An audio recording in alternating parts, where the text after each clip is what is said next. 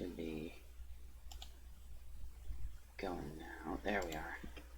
Sorry about being a bit early, but well, just gotta hurry up and get this done for now. So, anyways, let's get on with this. Is talking about like strange work environments and like things that are said on in our world that like you would never mean something different in another like corporate world. So, anyways, so he, as I said, is a performer and is looking to start doing more work. And so my makeup artist comes up to me and she goes, "That guy Brad just showed me his dick in the wardrobe room." And like, and for a moment I was like, oh shit, are you okay? Like, are you Yeah, it's like, yeah, oh yeah, my yeah. God, do you want me to talk to him? And she was like, he's got a huge dick. You should totally hire him. Right, And I was like, of course. She like wasn't upset. She was like, hey, like trying to like tell me like, it was just funny. And I just thought like, of course. You had this brief moment of like stomach dropping from like, I totally get that. I have these experiences sometimes because like, Pornland is so immersive. It kind of eats your whole life in a lot of ways. And so I go back home to like my little countryside family in Kentucky and like visit with them. And I have like culture shock for the first 2 days. I'm like, I can't talk about the fact that my asshole itches because I did 2 days of anal back to back, which is the worst idea. And so I've got a micro tear back there that's healing. And I'm just like, God damn it. And I'm like sitting there wiggling. And like normally if I was around porn people, I would just be like, excuse me, I have to climb up my own ass. Like, give me a minute. And they'd be like, oh, that's fine. Do you want help?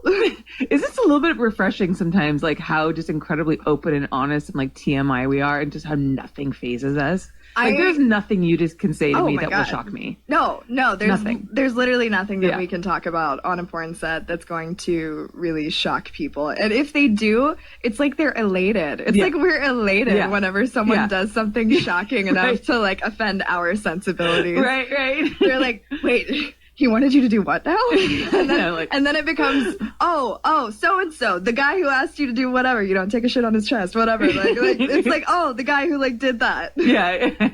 When we're talking about sex trafficking, we're talking about all sorts of sex. We're talking about pornography, some kinds of pornography that involves sex trafficking, forced pornography, which almost nobody wants to talk about because it's a rocky issue. We're talking about sex tourism around the world, of course. And yes, in my book I cover Cambodia and Thailand, of course, and Philippines and Japan, for example.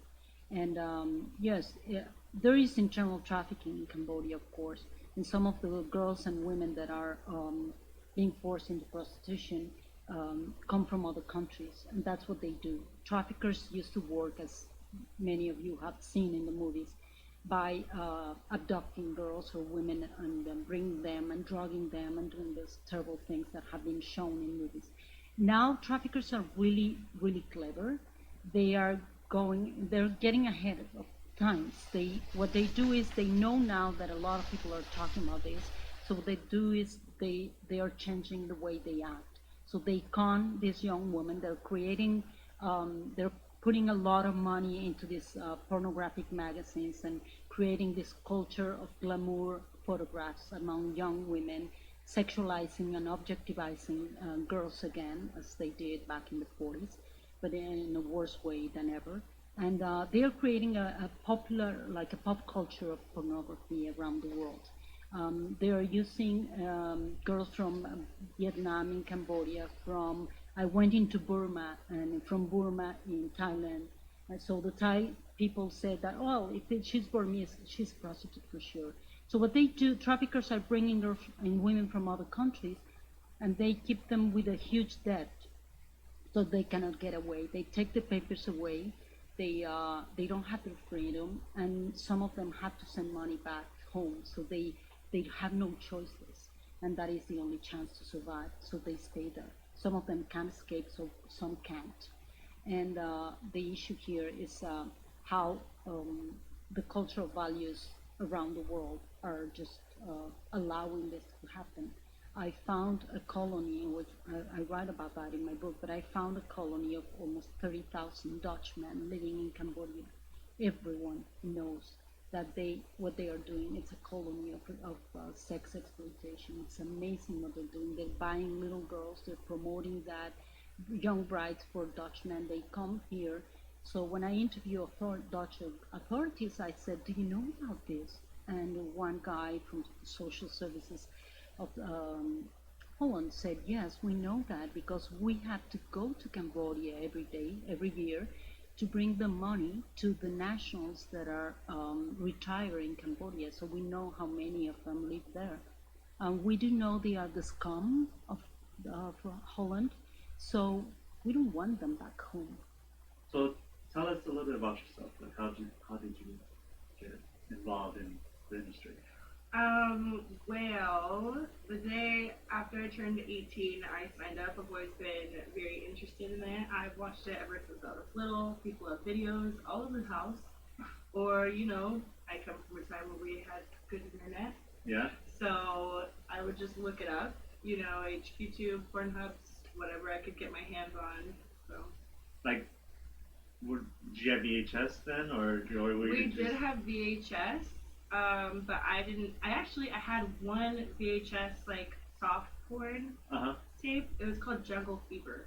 Yeah, it was pretty good. I was like, okay. But then I would fall asleep at night watching cartoons, and I'd wake up and it'd be playing softcore porn. And so when I saw that, I was like, okay, cool. And I already knew how to touch myself. I've been running around naked since I was born. Yeah. So I was like, might as well. So then I just was like, okay, well, if they can do it, I can do it too. So I did it. So you were counting the days when you were turning 18? Literally. Yeah. Literally every single day. It was agony. I was like, okay, I understand it might be different when I actually get there, dreaming about it and being there, but when I actually did it, it was everything that I thought it would be. Oh, that's awesome. Yeah.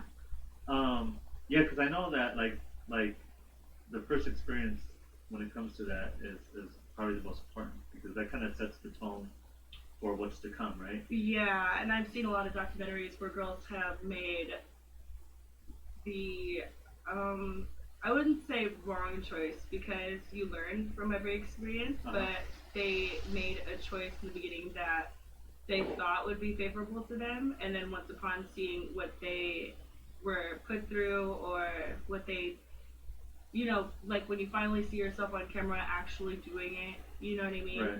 They didn't like it, or something was different, or the branding, or the names, or whatever. You know what I mean? Right. So it's the first one is really important, because it's just like losing your virginity. It's your porn cherry. Right.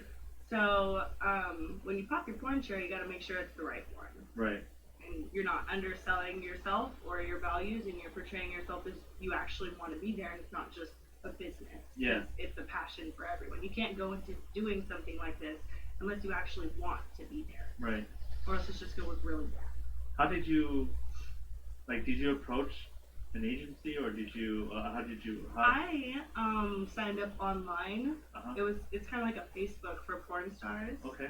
So then I had the studio, Net Video Girls. Mike actually contacted me, and he wanted me to go out there. So I was like, okay. We video chatted, did the video chat interview. He had me answer a lot of questions. I sent paperwork, got tested, and it was awesome. So yeah, that's what happened. That's great. Mm-hmm. Especially for Vegas, because I speak with a lot of people that want to get into the industry and they don't know how, because everyone thinks everything has to be done in LA or. No, basically, especially how the internet is changing and certain platforms are either. Basically, everything is being taken by surprise, because so many things are changing and updating, and so many more people are being open to it and coming out there and sharing and their freakness, Right. So with that, honestly, it doesn't matter if it's in the past or if it's in the present or in the future. Do your research. If you really want to do something, you need to do your research, get educated, and do it appropriately. Right. Did you have any support with your friends, or did you tell your friends before you were turning 18 you were gonna do it? With my friends, I fortunately had a lot of hippie friends, and a lot of friends that were in the sex industry already. My mom's an exotic dancer, so I've been in the industry for a while. Though some people had some things to say, usually you could brush them off because it's something that they're, uneducated about, oh, it's nasty, blah blah blah. Yeah, but you get tested. How many relationships do you see where they never get tested? Right. A lot. Right. So you're gonna come at me for what? I Right. don't know. So, Yeah. but I had a lot of support, and especially in Las Vegas, everything is fun. Especially if you're enjoying what you're doing. It's not just a job, and you have a way of explaining why, and that you have passion for it. It's not when people understand your side of things instead of just making up their own interpretation based off of what you're doing. It's a bit different when it comes to sport. You just have to be honest and share your truth rather than just being like, hey, this is what I'm doing, like you're not food. Yeah. So. Do you also consider yourself like, well, obviously you gotta have some kind of like professional, like you gotta be professional no matter what you're doing, right? Mm-hmm. Right. And but with this industry, there are people that like love it so much that they become exhibitionists, or they kind of like test themselves, like as far as like pushing the envelope a little bit. In their everyday lives? Or? Everyday life, they kind of blend both together, right? So like, do you like after you do your scene, like do you go home and you just like live a normal life, or do you like to like network and mingle and maybe go to strip clubs, or do you like party animal type, or do like Honestly, it depends on how I'm feeling. Sometimes I'll stay in the house, days on end, don't really care, doing my own thing, talking to people, face chatting, or whatever you want to call it. And then other times I'll just want to go out and have fun, have people over, play pool, do whatever. So after a scene, I usually, when I like to shower, and then depending on what time of day it is, or if I'm amped and excited, or if I'm just really tired and want to go to sleep, I'll just go based off of how I'm feeling. You don't want to overdo it, especially after and before a scene. You always want to make sure that you're emotionally prepared, and that afterwards you just take some time to do whatever you want to do. You can celebrate, be like, hey, I just did this, let's go celebrate, let's go have fun. You can be like, hey, I did this, I deserve some me time, rest, bath, go to bed, whatever. Yeah, I remember when I popped my cherry on camera, like porn cherry. My porn cherry, like I wanted to tell everyone, but I couldn't. Obviously, like not many people knew, or well, they probably know now, but not many people knew what I was doing. So I tried to keep it a secret as much as possible. So like I would go home, like, hey, what'd you do? Like, oh, I just went to go work out, which I kind of did, work out my cock, but like I did. But I was excited. Like I loved that feeling, right? And like, and I wanted to do more, of course. And I don't know. It's just very interesting because like I hear a lot of people like say different things where like, oh, I got a boring sex life at home, but when I'm working, I'm working. But we had a little chit chat, and you guys mentioned that you have some things. Oh yeah, we have fun at home. Yeah. It's not an everyday thing, of course, but like we sometimes will have friends over, play, do our own thing, or we'll, go. Each other. Yeah. Yeah. So. Boston and stuff like that. Oh yeah. That's fun. Yeah. She has a whole closet full of stuff. Really? I got like a whole bunch of costumes this last October. So I really wanted to do it, so I was like, okay, I'm doing it. And so I got like a bunny costume. Cowgirl. And we went out as cops. Pretty cool. Oh, yeah, a cop costume. That one too. Just randomly, like. It was random. It's not even. It wasn't even Halloween yet. Really? It was like a month before. Oh, that's awesome. Where did you guys go? We went to No, we went to Prague.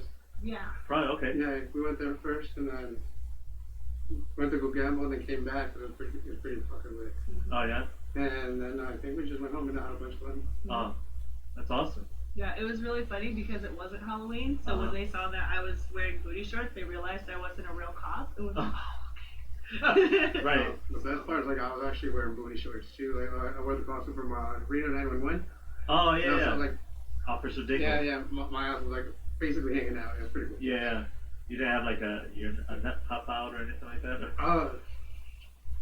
It was hard to pee for sure, so like taking everything off. So going to the bathroom, I'll just basically just move the shorts a little bit. Right? Yeah.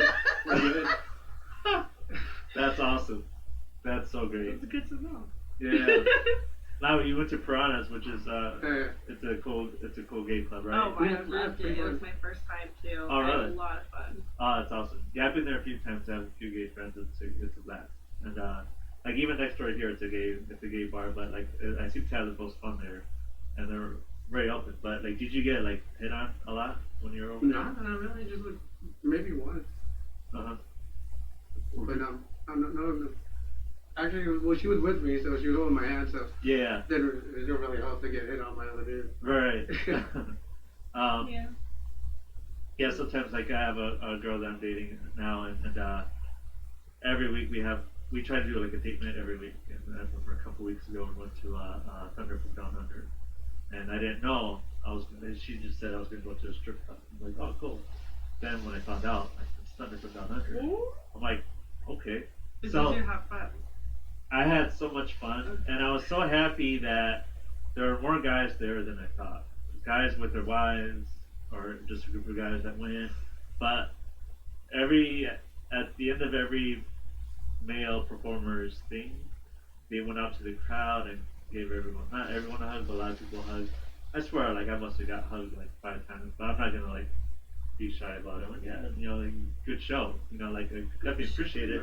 Good, they give them a good game, like, you know, kind of thing. And went on their ways, but yeah, it's being in this lifestyle, whether it's being a swinger or a porn star or a dancer or whatever, like, it really helps you like be more open and to find someone that has that in common. It's pretty awesome, especially in this town, because you could do almost whatever you want here, right?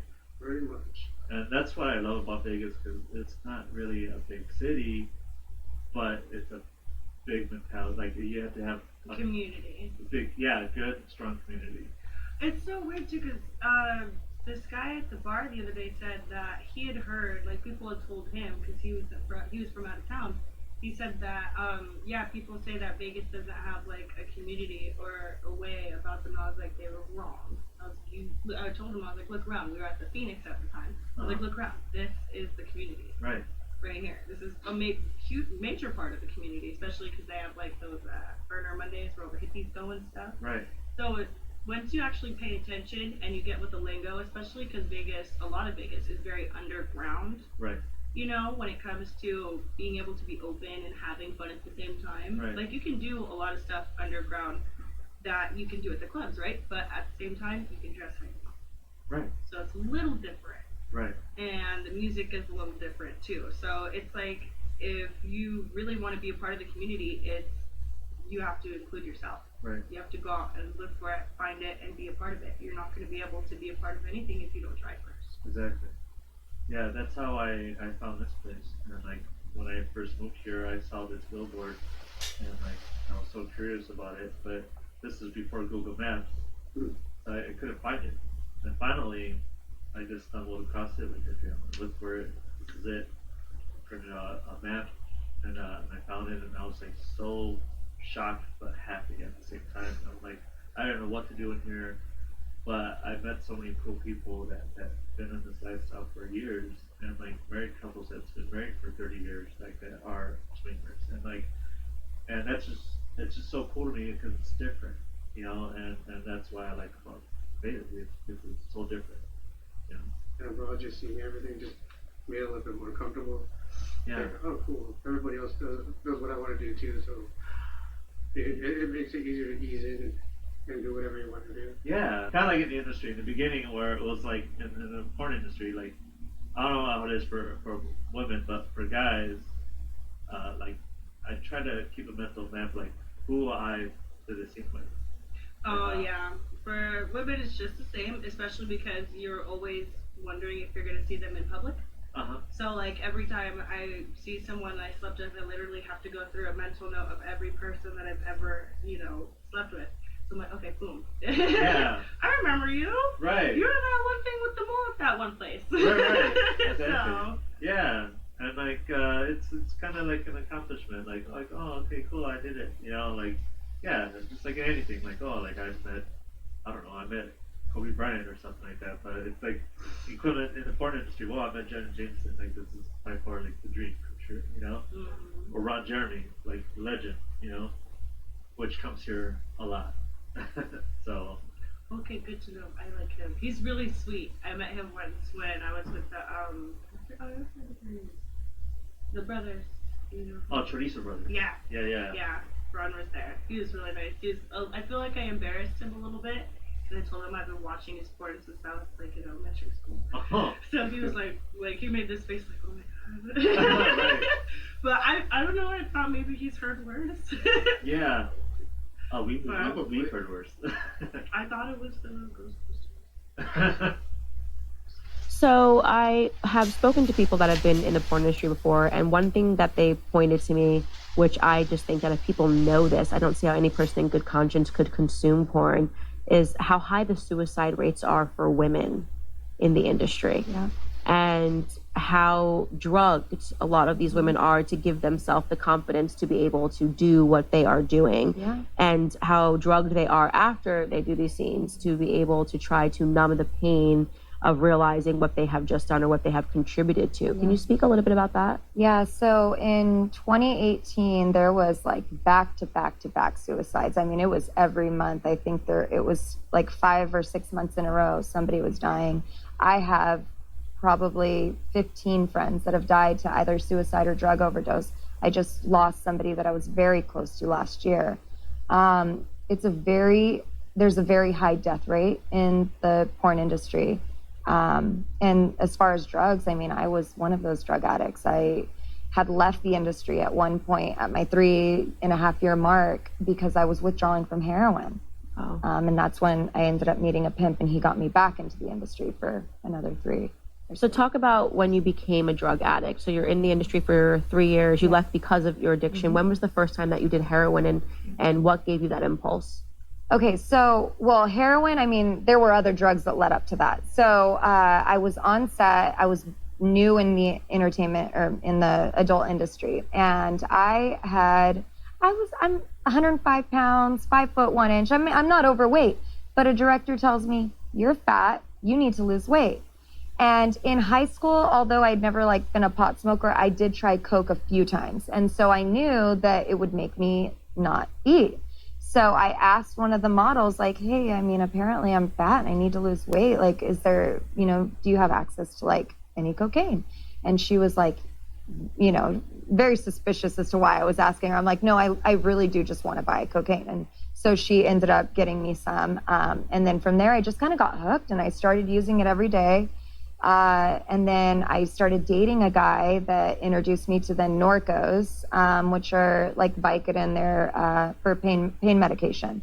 From there, it went to Oxycontins. And then from Oxycontin, there was a girl that I was buying Oxycontins from that said, have you ever chased the dragon? And I'm like, what does that mean? And I thought she was talking about something in porn. And she's like, come over and I'll show you. So I hung out with her and she pulled out this piece of foil, put a piece of black tar with like, it was like a plastic, where you put your tampons in? Yeah. It was like a plastic from that. Applicator. An applicator, thank you. And she just started smoking heroin in front of me and she's like, it's better than Oxy.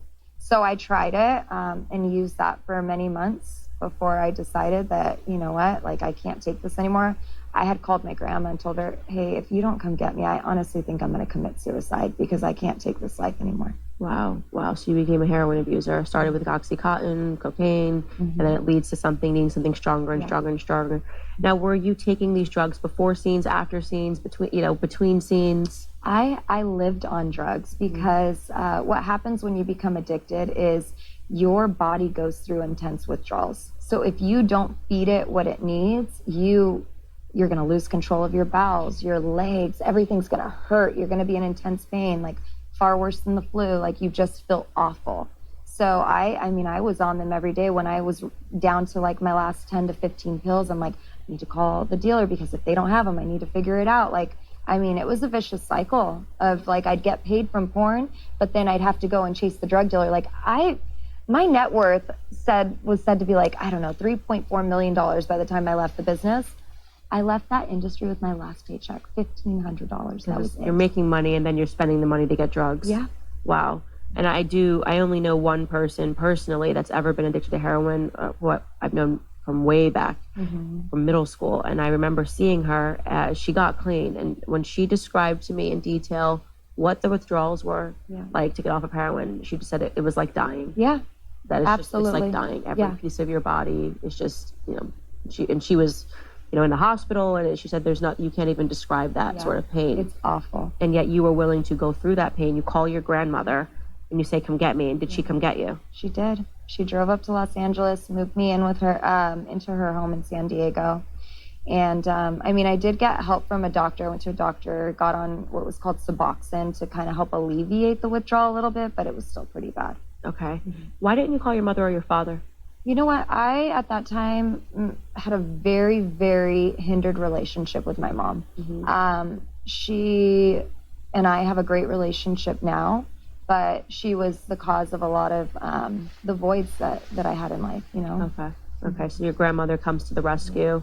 And how long did you spend with her? I was with her for maybe 3 to 5 months before I met a guy that I started dating. He was in a motorcycle gang. I had moved in with him. He got stabbed to death in front of me.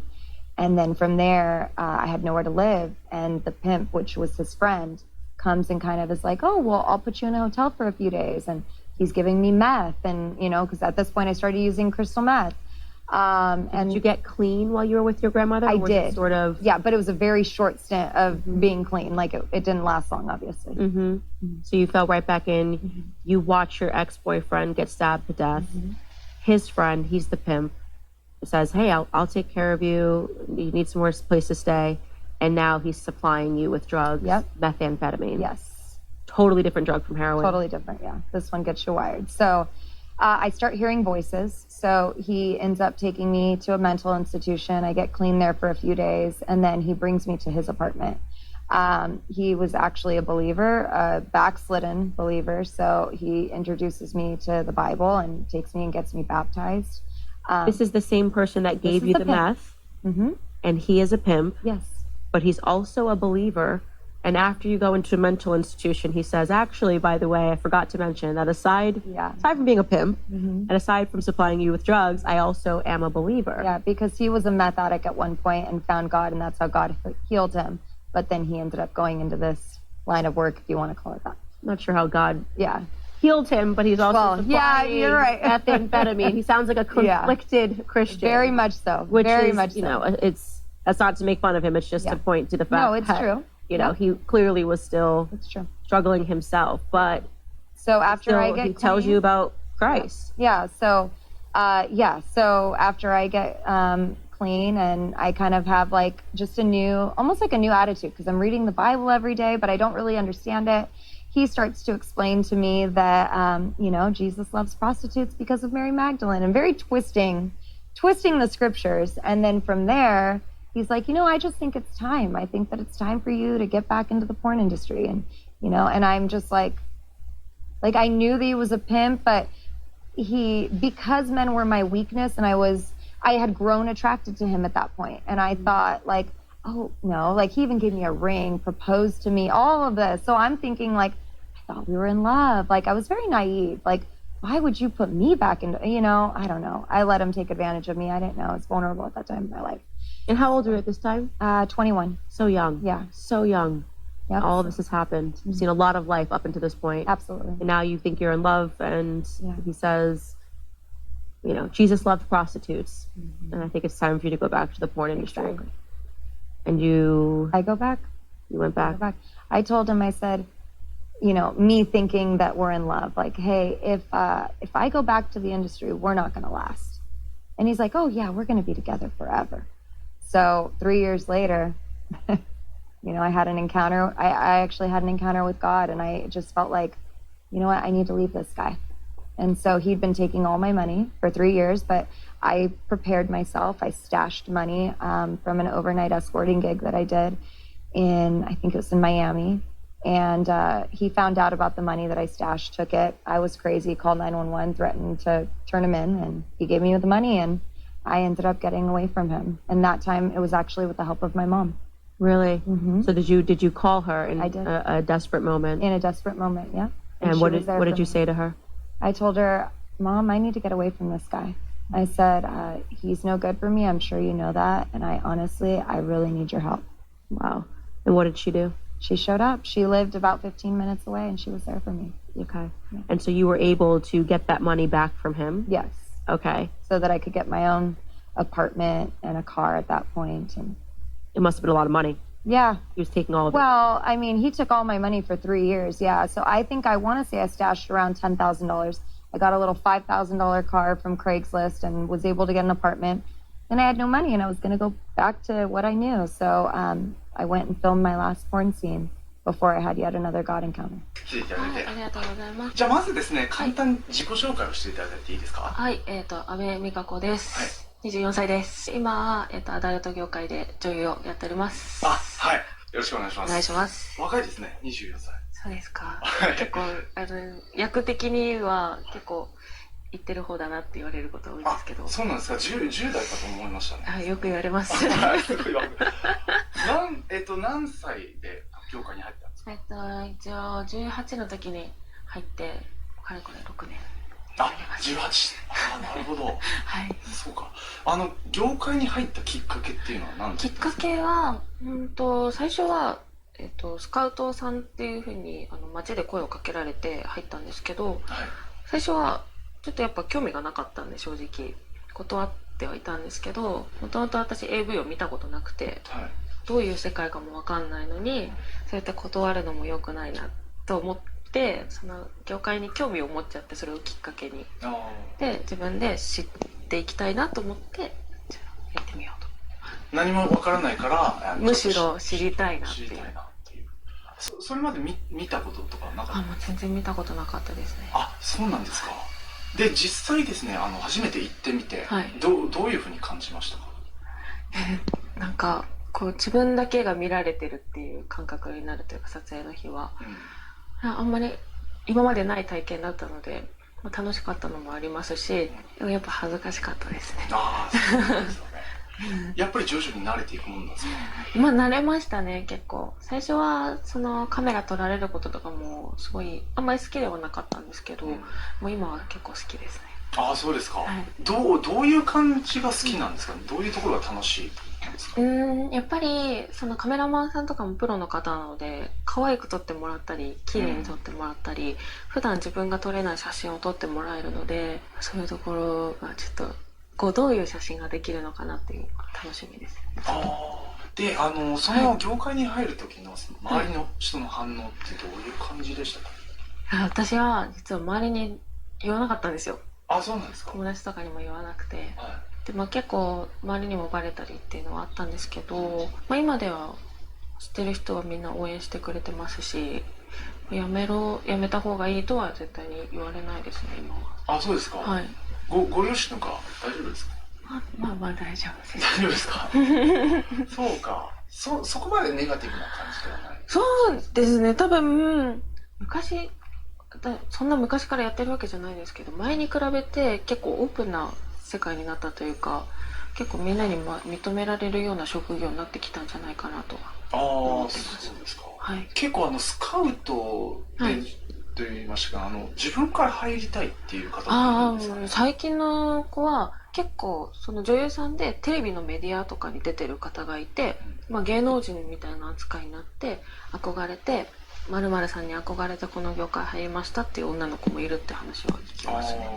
結構よく言われるのが、好きじゃない人とそういうふうにやるっていうのはちょっと抵抗あるなっていうか、ありえないなっていう人もいるんですけど、どう思いますかね？大丈夫ですか、そこら辺？私はもうこっち阿部美香子でいる限りはもうお仕事をしているので、そこに対してはそういう感情はなく、お仕事として楽しむっていうことだけを意識してやってますね。ああ、なるほど。もう演技として。そうですね。どうしてもそういう気持ちになれないときは、もう恋人だと思って男優さんをっていうふうにはしてますね。もう切り替えられるのか、それはプライベートと。慣れましたね。あ、そうですか。最初はやっぱ難しかったですけど、今は大丈夫です。ああ、なるほど。結構じゃあプライベートの恋愛とかには影響したりしないですか？大丈夫ですか？いや、でもプライベートの恋愛あんまり興味なくなっちゃう。本当ですか？いや、もちろん彼氏とか欲しいなって思う時はありますけど、やっぱお仕事充実してればそれだけで生活も充実するので、いいかなっていう。あ、そうですか。ちなみに仕事のスケジュールとか、はい。週何回ぐらいあるんですか、撮影って？私たちの場合は特には決まってはないんですけど、女優さんによってバラバラですけど、私大体多くても2、3回とかにしてますね。やっぱ体力持たないので、朝から晩まで撮影が連チャンで続いてしまうと、やっぱりなんでしょうね、寝不足でパフォーマンスが落ちるとかっていうのもあるので、できるだけ間空けてやるって考えると2、3日が限界ですかね、週。じゃあそこまでキツキツではない感じですか？そうですね。でも女優さんによっては本当にもう週びっちりスケジュール入れてるっていう方もいるみたいです、ね。何連勤とか。それはもう自分で選んでですか？それとももう仕事が来てっていう感じなんですか？私、それも事務所さんによると思うんですよ。私はもうマネージャーさんに事前にこうできるだけ1日空けてほしいとか、そういうふうに相談はしてるので、そういうスケジュールを作ってもらってるんですけど、やっぱりこう撮影したい、すごいもっと頑張りたいっていう女の子ももちろんいるので、そういう子はもうびっしり入れてくるんじゃないかなと思いますね。なるほど、人によって違う、そうですね。はい。自分のですね、もしその将来子供ができた時に、はい、その子供がですね、AV 女優になりたいという時にどうしますかね？大丈夫ですかね？私は止められる立場ではないので、正直やってた側としては止めはしないですけど、多分すごい心配にはなりますね。だから例えば事務所どこなのとか、今日監督さん誰なのとか、その知ってるからゆえにこういろいろ聞いちゃうかなと思いますね。ちゃんと検査行ったかとか。結構やっぱりあれですかね、事務所によって対応とかってだいぶ違うと思いますね。今のところは大丈夫ですか？今のところめっちゃクリーンです。そうですか。なるほど。はい。よく聞かれるのが将来後悔しないとか、大丈夫なのか、特に子供ですよね。自分の子供が知った時に大丈夫なのかなっていう。子供が知った時はでもそんなこと考えてたら多分今仕事できないので。そうですよね。でも今自分がやりたいことやって、で将来子供にはちゃんともう言いたいなと思いますけど、ね、バレる前に自分でちゃんと言ってあげるのも、でも正直悩みますね。そうですよね。でもそれは、将来結婚された旦那さんと相談して決めようかなとは思いますけど。ちなみに一回引退されたじゃないですか。はい、しました。あれはどういう？あの時は当時付き合ってた彼氏にバレてやめろって言われたんですけど、別れたし、でもやっぱりやりたいしつって戻りましたね。やっぱりやりたいっていう気持ちが。やっぱ楽しかったっていうのが一番あったし、あとは何でしょうね。結構あんま人には言わないんですけど、目立ちたがり屋なので。そうなんですか。はい。結構控えめな感じがあるんですか？そうなんですよ。あんま言わないんですけど。結構何歳ぐらいまでやりたいとかってあるんですかね？いや結婚するときに引退かなと思ってますけど。結婚。いかんせんちょっと相手がいないものなのでいつになることやらみたいな。出会いのチャンスとかありますか？いや正直業界ではないですね。もう完全に男優さんとかスタッフさんとはあんまり話さないですかね？もちろんスタジオ内では話しますけど、スタジオ出たらもう全く関係なく、もう全然見かけてもあんまり話しかけにはいかないですね。もうそこはもう仕事でもう終わりそうですそうです。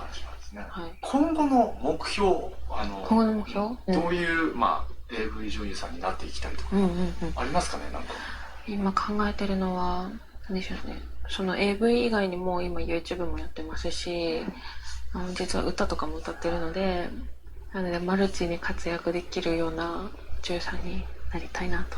Yeah, so I think total we recorded around a dozen Pornhub employees or its parent company. It's called ALO. And we got them admitting to all sorts of illicit, illegal, and scandalous practices, really.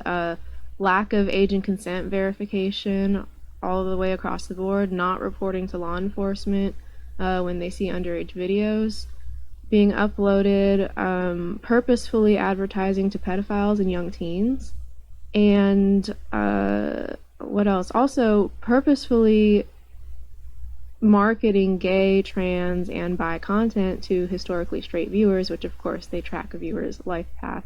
In that video, that one's really shocking because the individual expresses their intention to queerify or something, to try and skew the preferences of straight men towards. Yeah, the word convert was used. Convert. So basically, these people are doing some kind of reverse conversion therapy, or just outright conversion therapy, I guess. So well, let's start from the beginning. How does it come to be that you guys decided to start looking into Pornhub or So back in 2020, we were both working at Project Veritas at the time, and an article came out in the New York Times called "The Children of Pornhub," is by Nicholas Kristof. He did a big article, a big op-ed interviewing victims of sexual abuse who had their abuse monetized by criminals on Pornhub. And this article was one of the first big blows to the internet porn distributors. The owner of Pornhub is, it used to be called MindGeek, now it's called Alo. It owns basically all of the big porn sites you can think of and all the big porn studios in North America. And this article was a huge blow. It caused Pornhub to have to delete 80% of their videos. They had to remove free downloads from their website. And I was like, well, nobody's really done undercover journalism against the porn industry when they're clearly doing these illegal things, and just nobody's bothered to do it. So I kind of ruminated on that idea, and then early last year I called Arden and said, hey, I have this idea, I'll put up the money, let's go do this. And then in a few months, like, these guys, they're based in Canada, so I don't think they knew who James O'Keefe or Project Veritas was. They didn't see it coming. They weren't like on guard, like Google employees might be, to think of undercover journalists. And they just opened right up. They started spitting out. One guy said, yeah, I wouldn't be able to defend this in court. Rapists, human traffickers are using our website to make money. Children were on the site. Like underage women. Videos of children being abused, yes. Right. It's so crazy that this was a mainstream. I mean, it was a meme. Like, that's how popular Pornhub was, and to a certain degree still is. Mm-hmm. And they had underage victims on the site. I know one of the issues was that there was one big, I think it might have been this story, victims trying to get the content removed, and Pornhub's like, nah. Right. Yeah. How are there not criminal charges? How are these people not in prison? It's again, they're a huge company. They are a monopoly. Pornhub itself is just either the 8th or 9th most popular website in the entire world. And that doesn't include this company owns like almost all of the porn sites you can think of. They're their parent company, and so they have a lot of power. They're based in Montreal, so the U.S. government has kind of limited things. A lot of people just kind of have to go after them in civil courts. I don't buy it. Yeah. No. I had the privilege of meeting Sir Kim.com in New Zealand. And his story, very famously, with Mega Upload. Do you guys know the Mega Upload story? Not too much. 10 years ago, 12 years ago? Longer than that, probably. There was a file upload locker website. What that means is, it's like Google Drive. You go to Mega Upload, you say, I want to store files online. Yeah. People were uploading movies and TV shows that anyone could watch. So, new movie came out, you wanted to watch a bootleg, you'd search for it, Mega Upload would pop up, and you'd get a link and you'd watch it. The law enforcement, I'll keep it very light, raided his home in New Zealand. He's never set foot in this country. He's not an American, did not run an American company. And the United States went after him in New Zealand because of piracy.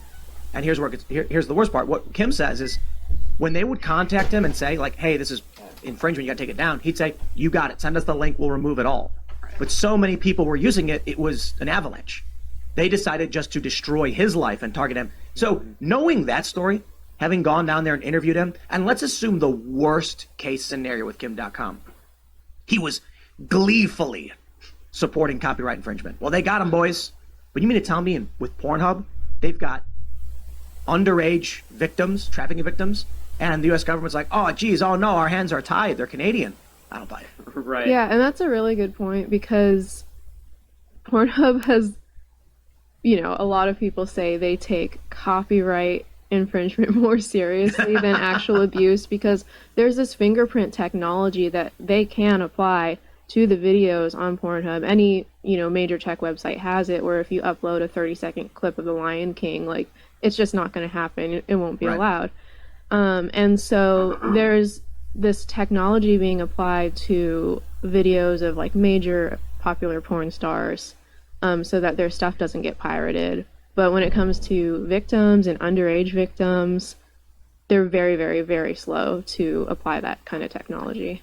And the key is that they knowingly do this and they profit off it. Because for example, there was a Senate hearing this week grilling like Mark Zuckerberg and TikTok and Snapchat about things that could potentially be problems and children using their websites, and people have different opinions on that.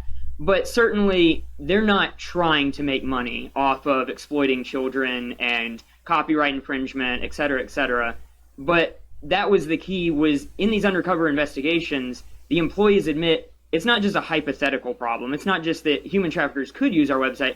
It's that they know they do. They know that rapists do it. They admit that they do it, and they don't care because it makes a lot of money. One guy told Arden on the undercover tape, he was so concerned about it that he and another employee went to the chief legal officer and the chief product officer and told them, like, this is an issue, like, these guys are making a lot of money, and they told him to shut the F up. Wow. Because it makes too much money, and we don't want to hear about it. I can respect if, like, somebody was a whistleblower and came out and said, I can't believe this, I can't work here. But I cannot respect someone who decides to keep quiet, keep facilitating child trafficking. It makes me, I want to see them all in prison. Yeah. Like, they should be arrested, they should be criminally charged, they should be investigated. I mean, the fact that you guys captured as much as you did, I mean, these people are basically bragging.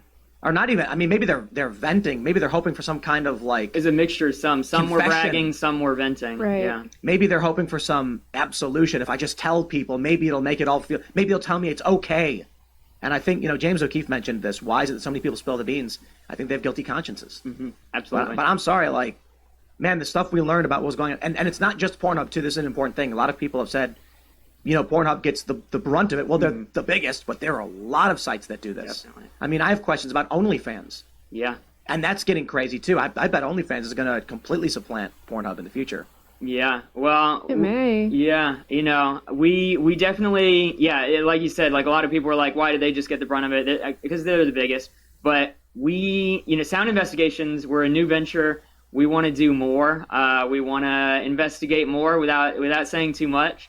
We have plans to go after more of these criminal organizations and figure out, what they're doing criminally, how they're affecting the culture, that kind of thing. I'm actually surprised the New York Times kicked off this story. Yeah. I mean, it was just that egregious that like it's not like a political issue that people, even people in the porn industry have said, like, there have to be regulations, because like you said, in the 70s. Kids can't just walk into sex shops. They can't just go rent pornos. We're talking about just completely unfiltered websites. Now we have in the past few months, more and more states are passing ID laws to get to require IDs to access websites, similar to how you have to show an ID to go into a sex shop or to buy alcohol online. But actually, two of the guys that we recorded are getting subpoenaed in a big civil action lawsuit. Yeah, it's a child sex trafficking case out of Alabama where a bunch of victims of child sex trafficking that was monetized on Pornhub are suing the company. Wow. So these are Canadians. Right. So they are getting subpoenaed. The one guy was like, I wouldn't be able to defend this in court. This wouldn't hold up in court. Yeah, and he even admitted to me on camera that they have corporate attorneys that coach them to hide information during depositions. And so I hope that that's used in court. I'm just so sick of all of this, because we've been talking about the big news recently has been like border stuff. Yeah. And I keep hearing excuses for the people facilitating all of that kind of trafficking. And of course, there's an overlap. I mean, some of the people that are being brought across the border in the United States are sex trafficking victims. But it's just a lot of people want to make excuses because someone's wearing a badge. These CBP guys, they're working with the cartels, they're bringing them in, they're putting them on buses for the smugglers, but they were told to do it. And I'm like, not interested, man. So the bigger picture, the reason I bring this up is you've got these big companies. How many employees does Pornhub have? It's difficult to say. Between Montreal and Eastern Europe, it's between like 1,000 and 3,000. Right? Yeah, I would say about 2,000, and I would say about maybe 500 to 800 of those are in Montreal. Yeah. 500 to 800 a month. Okay, so let's just start there. They should all be in prison. At the very least, what needs to happen with all of their employees is subpoena, criminal investigation. Lawyer up, baby. Yeah, there is a criminal investigation of the Eastern District of New York where Pornhub admitted to profiting off of sex trafficking, but they just got a slap on the wrist. Basically, they got put on like a 3-year probationary period, or if any new sex trafficking material is found on the site, then the criminal charges become permanent. Wow. It's like, I don't care if you work in the mailroom. If you knew this stuff was going on, we got a pair of cuffs waiting for you. But nothing ever gets done. Yeah, it's kind of the problem of a giant company. But I think that like Arden said, you know, the Eastern District of New York, they did the slap on the wrist. They have a 3-year probation. But I think now is when they might be vulnerable. I think now we need to get more admissions. We need to get more stories on them, and then continue, you know, getting those up into the regulators' eyes. And these ID laws that are passing across the U.S., they're really, really actually impacting Pornhub in a negative way. Pornhub decided to comply with the ID laws in Louisiana, and they reported after that an 80% decrease in traffic to the site out of Louisiana. Good. So compliance with age verification actually decreases traffic by 80%, which is why they just decided to completely block access to everyone with more passing laws. There's a couple issues there. For YouTube, if you make a video on YouTube and they determine it to be age-restricted content, the only way to watch it is to log in. And that shatters your traffic, not because you're making porn. Like, I could make a video where it's like, look at this, you know, violent video that happened in New York. Oh, it's breaking news. And then nobody watches it because they won't recommend it. And if you click on it, it says, please log in to view this video. And people just go, I don't know, whatever. And they just don't do it. Right. People don't want to log in. So Pornhub is basically like, people just want to go to the site and watch. They don't want any barriers for them. Well, that's too bad. They should legally have to have those barriers. And if that means they operate only at 20%, well, congratulations, that's your market cap. But so break down for me what the law does specifically in these states with these IDs. Yeah, it's a little bit different, and most of them are based on the Louisiana law. Texas is a little bit different.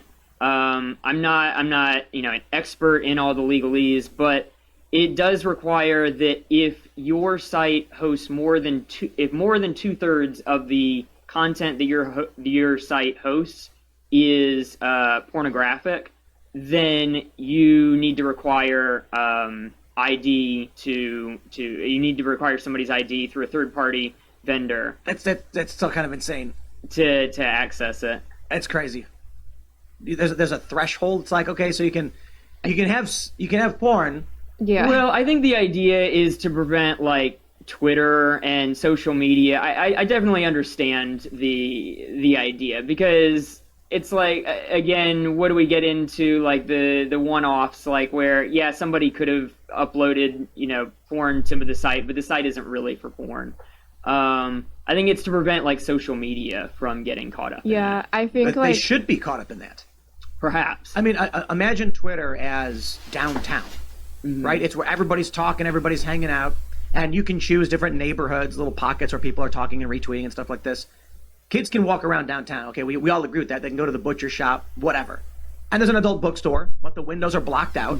Nobody can see inside. Nobody. It doesn't matter how old you are. You got to knock on the door. They'll open it up and they'll say, ID, please. Twitter should have to do the exact same thing. For like its pornographic sections. Exactly. Yes, that makes sense. Yeah. If you're on any social media platform, so people have debated this, like, if you require an ID for Twitter, then politics has damaged people who want to speak anonymously, whistleblowers, for instance. And I'm like, you can walk downtown and you don't need an ID. You don't got to say who you are. It's your right to privacy, even in a public space. They can see your face and all that. But if you want to go into a porn shop or you want to buy cigarettes or booze, now we're going to need an ID from you. So here's how I look at it. Twitter, Facebook, Instagram, Snapchat, whatever. If somebody posts porn available for anyone to see, I don't see a difference between that and walking around downtown holding a big poster of porn. You're going to get it's obscenity laws. I agree. You get arrested. Yeah. They come, they take it down, and say we're gonna arrest you. I mean, honestly, the cops may come down, destroy the sign, and say don't do that again. That's probably what happened in a lot of circumstances. There was this story someone sent me. Actually, it was one of our staff in our internal communications platform, where a guy was naked in his own home, walking around. He was a trucker. There's a shared apartment. It was empty. He was by himself. Mm-hmm. So he gets up to start packing, and he's naked. And a woman saw him through the window and called the cops. The cops come and knock on the door, and he's like, "What?" And they were like, "Seems normal to us. Nothing seems out of the ordinary." Another woman claimed she saw him standing in the doorway. He made eye contact with her and like moaned or something, which I really don't believe. And he ended up getting convicted of a misdemeanor for being naked in his own house. He appealed it, risking going to jail, and then ended up winning. It's like, bro, I'm in my own house. Don't look through my windows. Like, that's crazy. But anyway, I digress. Like, it's funny to me that this guy has got criminally charged in the U.S. And these kinds of people outright saying they know what they're doing get away with it.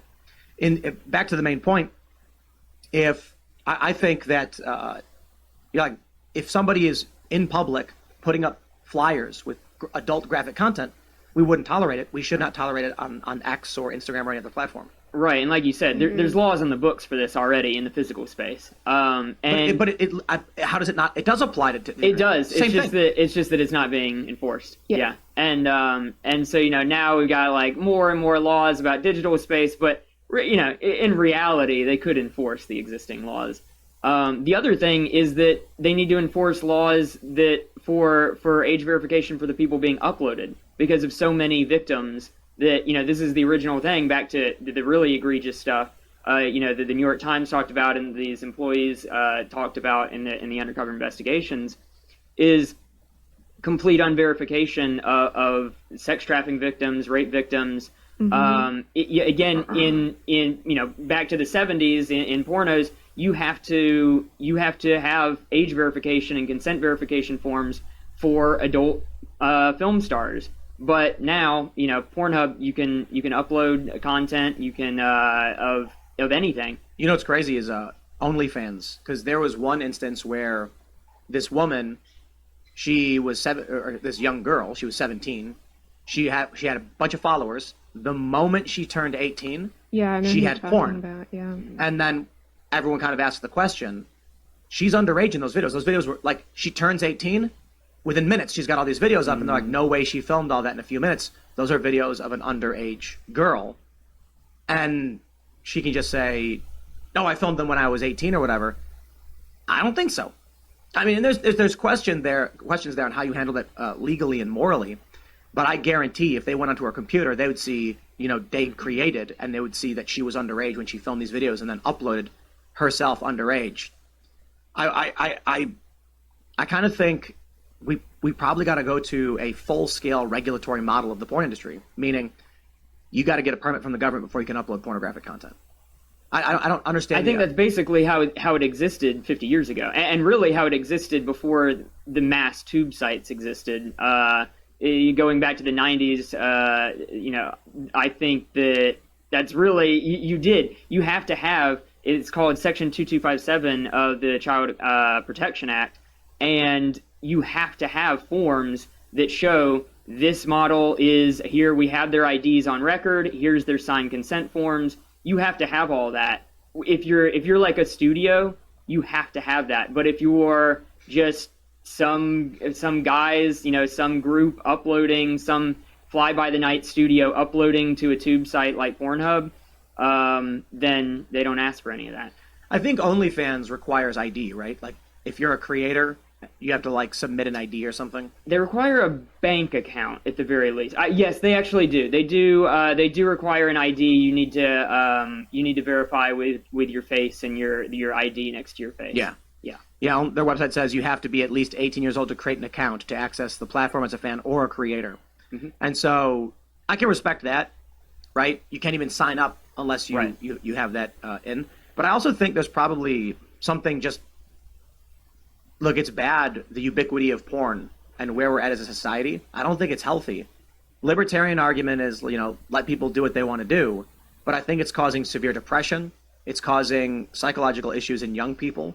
And the challenge then becomes, do we decide to cross a moral line and say, we get it, you like it, these people are adults, but we crossed the Rubicon on how this is screwing people's brains up substantially. And I don't know, what do you guys think about that, having seen what you've seen? Well, I don't think I don't even have to speak about what I think, because one of the guys in the Undercover Tapes who works at Pornhub and has worked there years. for over 11 years. He was the 7th employee at Pornhub. Literally says that porn's not healthy. It's addictive. Yeah, it's a drug. We don't know the health implications of it. We don't know any of the implications of it. It's damaging to relationships. He actually brings up Jordan Peterson and completely mirrors his view on porn. Wow. Yeah. So the guy's a product manager at Pornhub hates the product he makes. Right. I mean, come on. If you're a crack dealer, you don't do your own product. You know how bad it is. Yeah. You, like every day you're slinging crack. The crackhead walks up to you and they're all messed up, and you're like, I ain't touching that stuff, but you can have it. Man, people are just evil. I don't know. I'm sorry. That's just nasty. And I think it brings up a question of, do people actually like porn, or are they addicted, or when they were children, did they get addicted? And are they just drug dealers? I feel like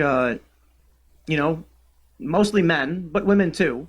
They get excited, right? Humans want to procreate, and that what happens is you make it snap of a finger easy to satisfy that urge through the internet, and you get a fork in the road. Go to the bar, try and meet some women or men, or go online and look at pictures. I suppose for women, a lot of them, it was buy 50 Shades of Grey or whatever. But they'll satisfy that in some other way, which does just enough in their dopamine or whatever, whichever receptor is related to that they just abandon, pursuing relationships.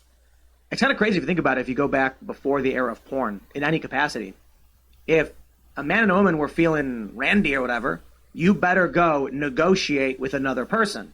Like, guys got to go to a woman and be like, I need to convince you to get me some. Now they're just like, I can pay for it. I can get it from anybody on the internet.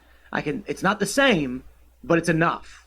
And now relationships are just on fire. Like, social order is in chaos. Yeah. Birth rates are declining. Yeah. And one of the things about the Texas age verification law is that it also states that any pornography website has to include a disclaimer about the social and health implications of porn before proceeding.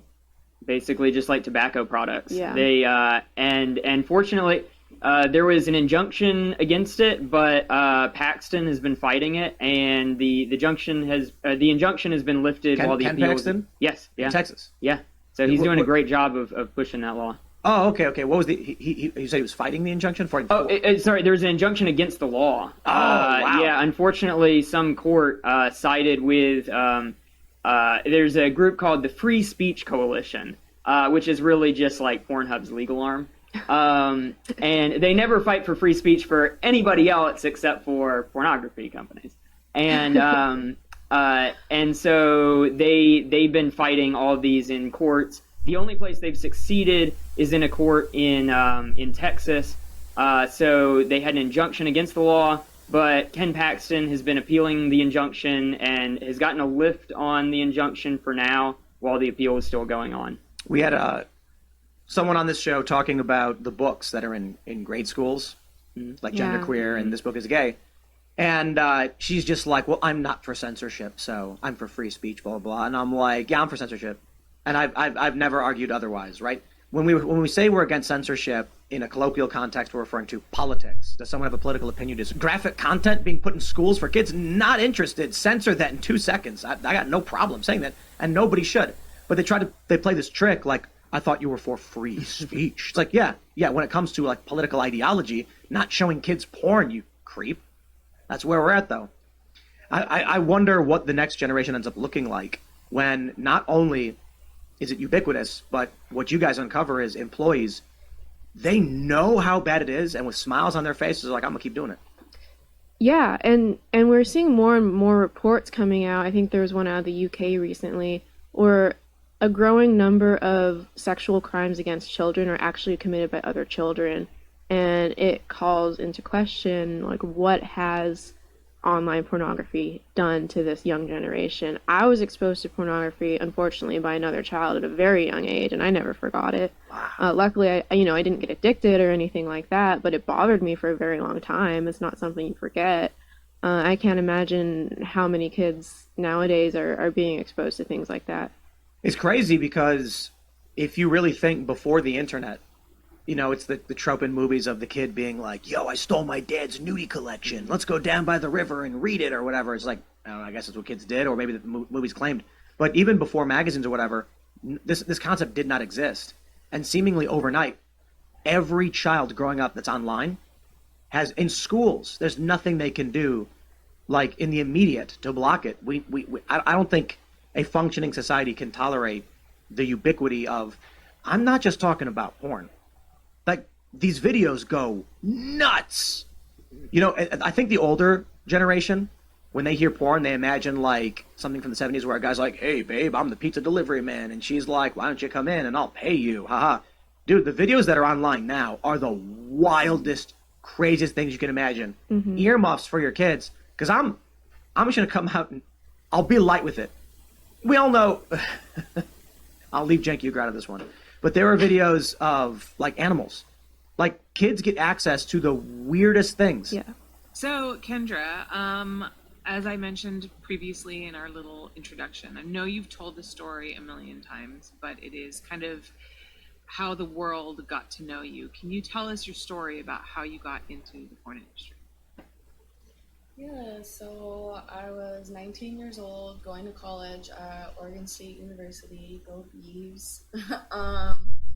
I just was like in my second year of college and I just got tired of being broke, so it was like no place would hire me for a job, so I just someone had told me about webcamming and thought that I could make a good amount of money on there, so I tried it out, and I think within my first week of webcamming, all my viewers were like, you should go someplace public, like Starbucks or something, you probably get a lot more viewers and more money.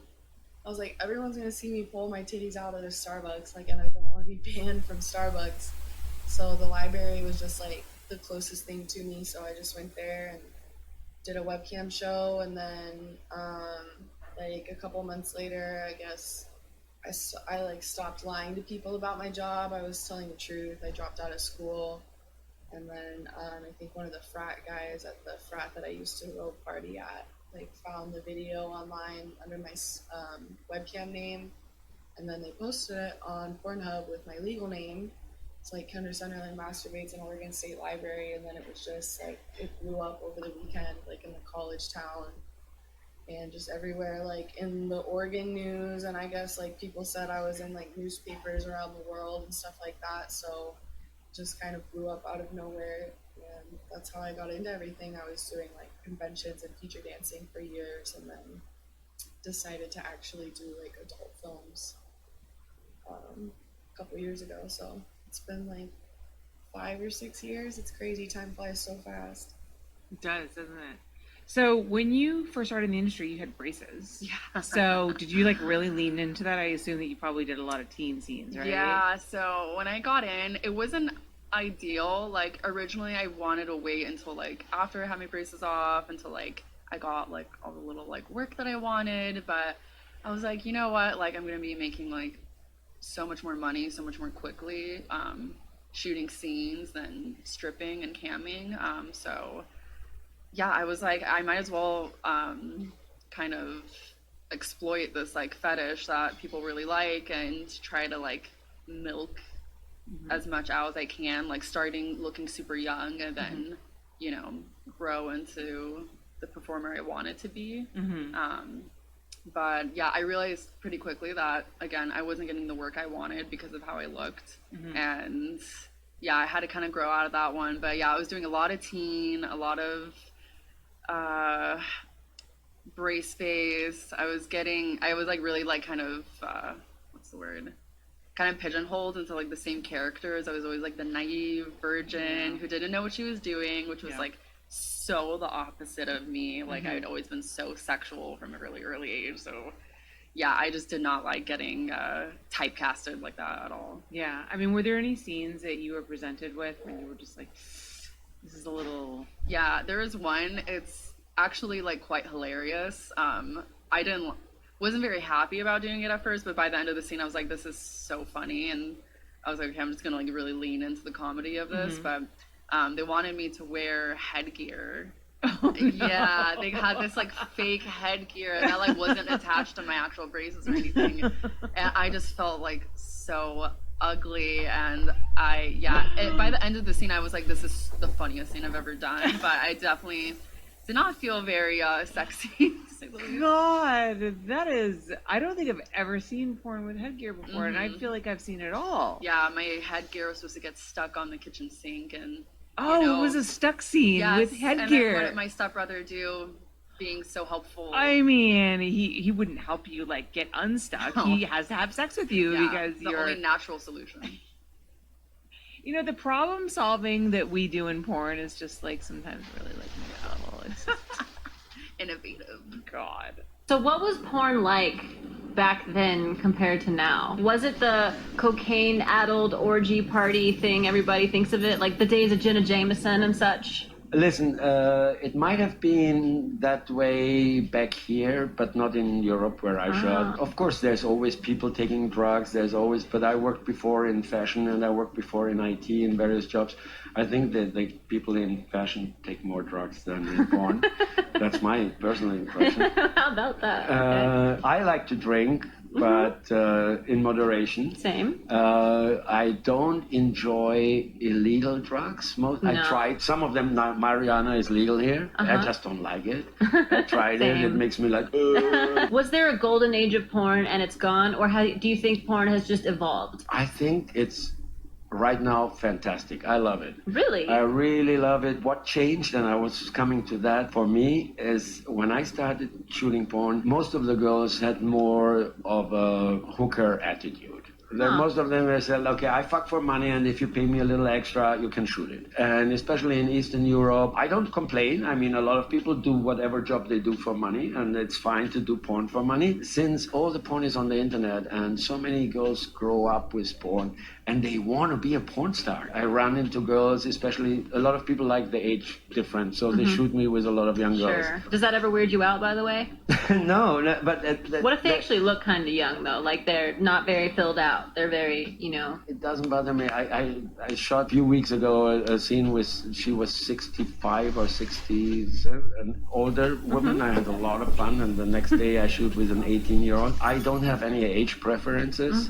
You don't have to give me a teenager to shoot with, but I also don't mind it. What I want to say, a lot of these girls, they come to me and say, oh, I watch your work, I masturbate you to your scenes since I'm 15 or whatever, or since I'm 12, one girl said to me. So they have a different approach. They really want to be on set. They really want to do that, not just for the money. You don't feel like free porn from Pornhub, etc., has necessarily killed the business? I'm not in the business side of the industry. I see. I used to be in sales and marketing for many years in fashion and in IT before I started porn. But in porn, I'm not in the business side. I know that a lot of companies struggled with the conversion from VHS to DVD to streaming. But other companies grew, like look at Brothers, look at Bang Bros. There's a lot of companies now growing and making a lot of money and shooting great stuff.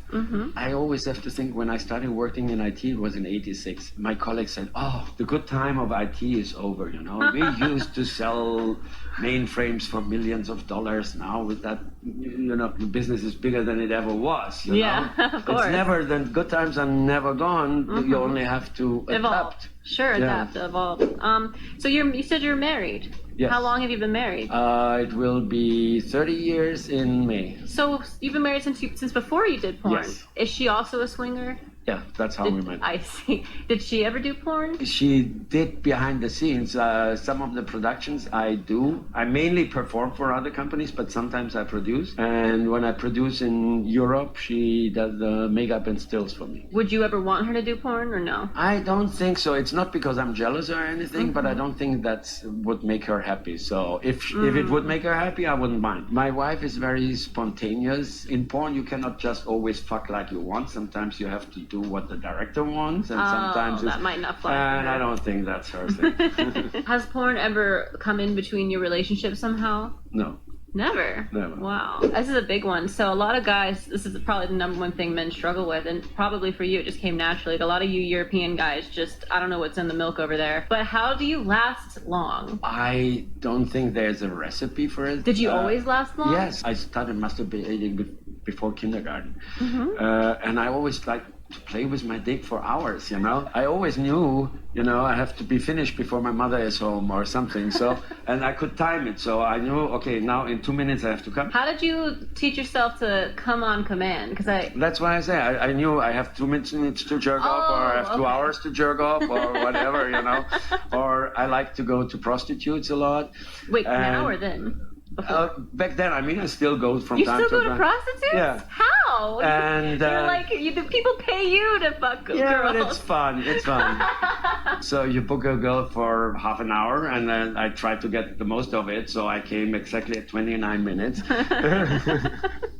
That's amazing. Have you ever felt like true intimacy with like a porn girl, like in a scene where it wasn't just fucking, it was like something more? I try to Have that with everybody? Every time. It's not always working, but that's, I want to fall in love with the girl I'm fucking for this hour or whatever. Well, I think that's true, but I mean something more than that even. Like, not just the connection you develop with a person in order to, like, you know, build chemistry. I mean, like, did you ever work with a girl and then go home and then for a week you couldn't stop thinking about her? No, but No, but I actually became friends with some of my porn colleagues, and we have sex off camera sometimes, and you know, or at my place or her place, or go to a swinger party. I feel like from my perspective, maybe I'm wrong, like a lot of these porn guys who've just, you guys have fucked thousands of women. It blows my mind how many women.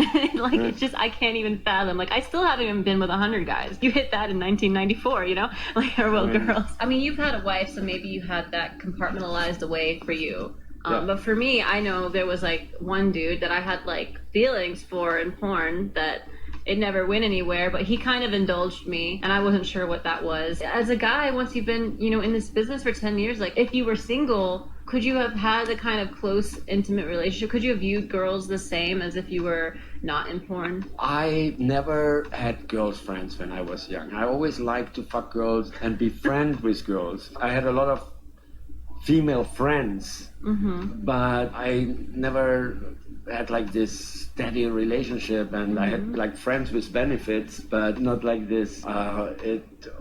Whirlwind romance it all type of changed when I met my wife, but since we are both swingers, I was always still free to have sex with others. I became friends with a lot of girls from swinger parties. You know, we fuck first, I don't even know her name. And then while we were fucking, I said, oh, she's nice. Maybe we can have a drink afterwards, or, you know, but that is just like friends with benefits. Sure. I had plenty of those. I will say it was my favorite thing about when I was in porn, because I'm super neurotic about like STDs and like whatever, but like I want to fuck. I made friends with most of the porn guys, like any porn guy I ever worked with. I have their number just because I'd be like, maybe we'll fuck again later. Because, you know, it's safe and it was fun, and I'm not going to get, you know, abused or anything, and they're hot, and like it makes so much sense. So I do miss that. I mean, I'm married now, so I guess I don't miss it, but I'm saying if I was single, I did really like that. In fact, I did porn just because like I wanted to fuck. I wasn't even doing it for the money. I came from Wall Street. Like, obviously, if I wanted to make money, I probably should have stayed there. I mean, I made more money in IT than I made in porn, but you made more memories. I love what I'm doing, and I'm doing it now since I'm in my 24th year. Of course, we all need to make money. We need to pay our bills, but money is not what drove me to start porn. Well, what drove me was this business idea, and then I did the porn because it just sort of happened that way. And I went to swingers parties and I did stuff on my own too, so I thought it would work out for me. But once I think I was like your wife, like I discovered, oh, I'm not exactly getting to fuck the way I want to fuck. Yeah. Well, that's not so fun. You know? Okay, here's one. This might take a little thinking, but what was your most awkward moment? The most awkward, like uncomfortable, weird scene or experience that ever happened to you in porn? The most uncomfortable was a few scenes I did back in the days shooting for private, because it took forever to shoot it and to make it look that pretty. And then one scene we shot in a refrigerator.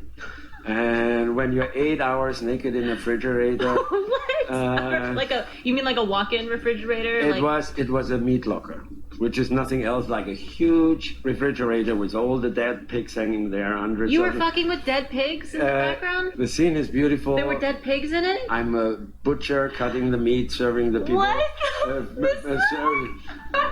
And one of the ladies standing in line starts fantasizing about me, and then it transfers, and she sees. That is me, awkward. And she sees me and my friend Franco Roccaforte walking through the fog with both half a dead pig over our shoulder into frame, very artistically lit, and then. I think I can imagine where you're going. And then there's this conveyor belt where the dead pigs move through, and all of a sudden, in between the dead pigs is a beautiful naked girl hanging upside down on one of these meat hooks, and then we face fuck her. That's how this is. So it's very artistic, very fetishy, very beautiful, but a little pain in the ass to be naked 8 hours in a refrigerator. How'd you give your dick hard that day? Actually, it was a beautiful, warm, sunny day in Budapest. So every time we had a cut, and there's a lot of cuts in productions like this, we went out in the sun, warm up, get the dick hard again, going back to fuck. You can't think of any other really awkward stuff, like a girl is like, I don't know, puking on you. Listen, I remember that one pooping event, but it was actually funny. I enjoyed it. I won't mention the name. I was fucking that girl and playing with her clit at the same time, and she came so hard that the whole body. And it was not an anal scene. I was fucking her in the pussy, but she was cramping up for her orgasm and shit all over the couch. And I thought it's funny. So we had to cut and clean, but then. Did she help, or did everyone else do it? No, she helped, and she was very embarrassed, and I had to comfort her and tell her it's all good. And you still got hard after that, didn't bother you? Wow. You have been with, do you know how many girls at this point? No, I don't. I can just guess. All right, 5,000 or more? I think it's probably less. I guess it's something between 3,000 and 5,000 in that ballpark, but I'm not sure. That's amazing, man. That is a life well lived right there, sir, is what that is. Does it get boring? Do the pussies start feel the same? You've seen so many beautiful girls. Like, at a certain point, you've seen it all, right? Like, what is there to get excited about? I have 3 hobbies. One of them is fucking, obviously. The other is eating. I love eating. And food or pussy? Food. I mean pussy too. But I love food. And I tell you a secret. I eat almost every day, and it doesn't get me bored me. That is an amazing analogy. I don't ever get bored of food. Don't get bored of fucking. What was the third thing? I love playing golf. Whenever I'm not on the set, I play golf. Are you good at it? Not really. I started late, but I enjoy it. Okay, all right. I see. I'd say there's 2 main types of porn. Like, broadly speaking, there is porn with a story, maybe more cinematic, it tends to be whatever. And then there's just fucking. It gets much more nuanced or whatever. But there's porn with a story, and then there's porn that's just there to have 2 people fucking. Do you think one or other is better? Let's put it this way. As a performer, I prefer the fucking without a story, because sometimes you have like a 5-minute intro, but it takes you 5 hours to shoot. Yeah. I didn't start doing porn because I want to be an actor.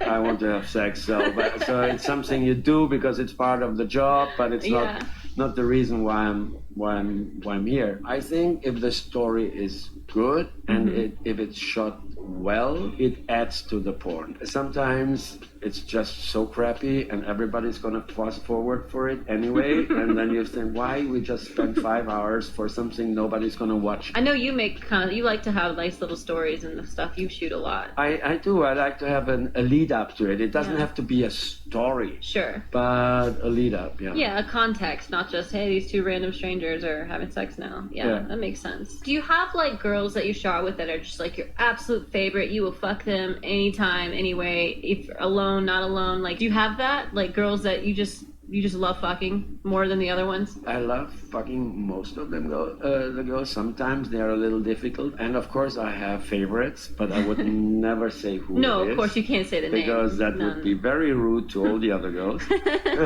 What makes some your favorites? Just how they look, or is it mostly how they fuck? I don't care so much about the looks. I mean, most of the girls are beautiful, but I had wonderful sex with ugly girls. I have a good friend, Eric Everhart. Eric. That thing is way too big. And we can never agree on the term hot. So when he asked me, "Oh, is she hot?" and I said, "Yeah," I said, "You're hot or my hot?" Because for him, if she's beautiful, she's hot. She can be a dead fish. For me, she can be ugly, but if she's passionate and loves sex, that's hot. I actually remember working with him. He was one of my first male scenes, like the 4th or 5th or something.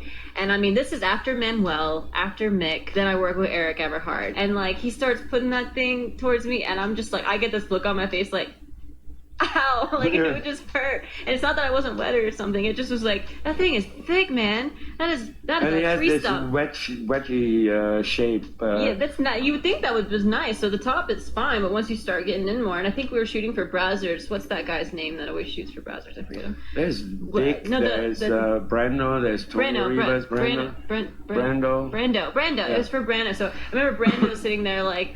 He puts the camera on. He's like, "All right, we'll give her a sec," because it's just the pictures at this moment, and I'm just like having such a hard time. That's another thing with porn is like mine's like a little maybe too tight, you know. Especially girls. I think that's more true for girls than for guys. The vagina is very delicate. Yes. And some girls can do anything with their vagina, and they never get an infection. They can do ass to pussy and all that stuff.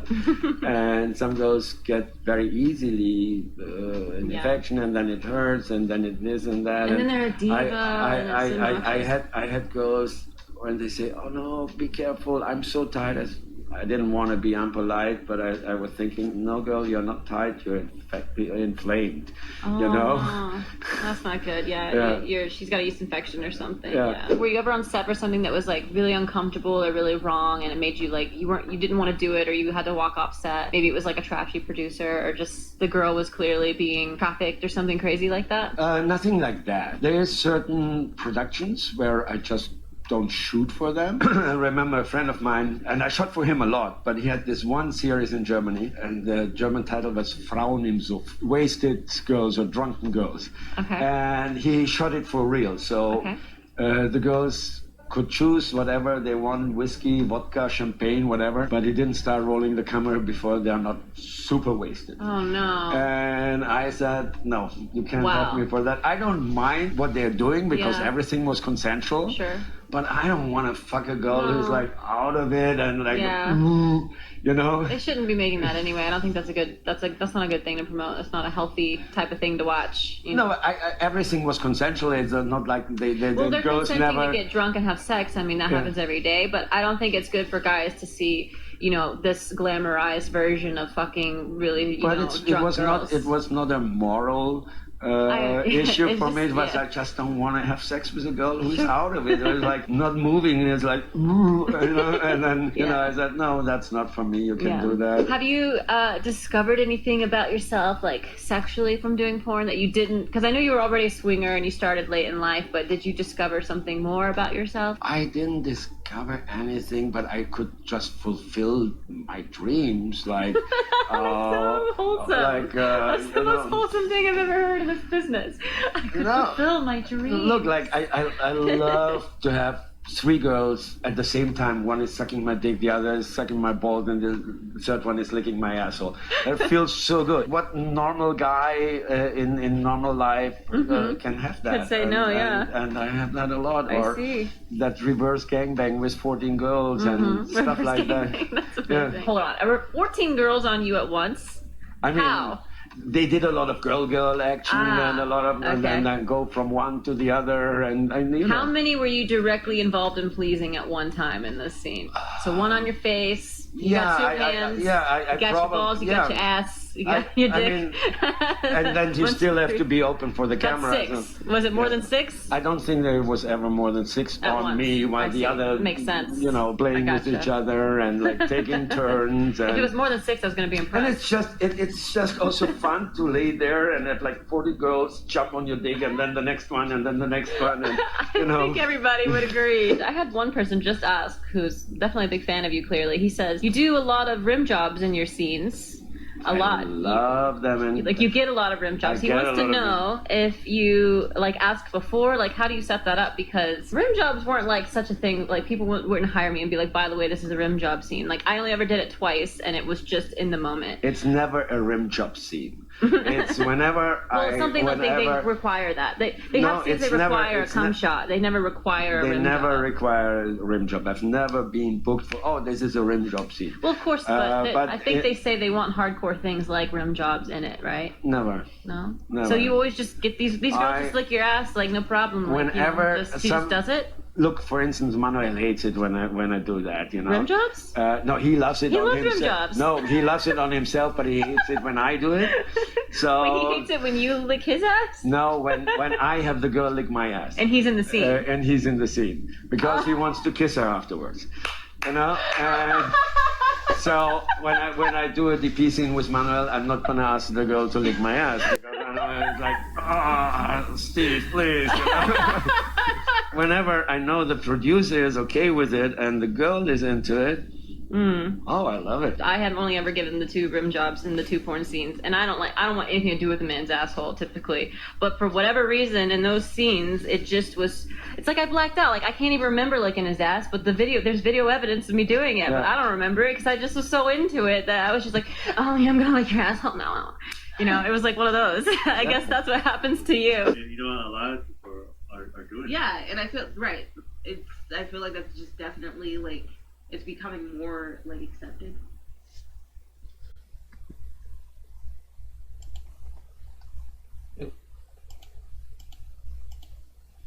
Yeah, that will do.